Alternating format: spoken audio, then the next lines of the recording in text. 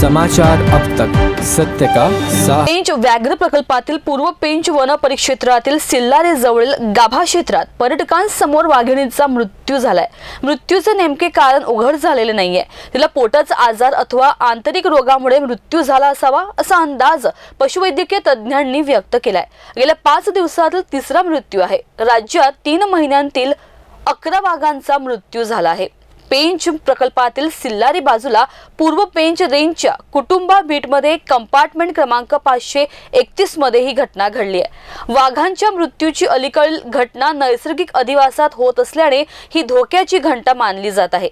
वाघिणीचा मृत्यू 1 एप्रिल सोमवारी रोजी दुपारच्या सफारी दरम्यान घडली आहे। पर्यटक भिवसेन कुटी जवळील कुटुंबा बीटमध्ये पर्यटन करीत होते।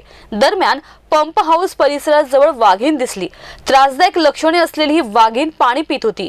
पर्यटकांनी वाघीण असामान्य श्वासोश्वास घेत असल्याचे जाणवले। त्यानंतर तिने उलट्या केल्या आणि लगेच निपचित पडली। मार्गदर्शक आणि जिप्सी चालकांनी तातडीने वनरक्षक आणि वनपालांना माहिती दिली।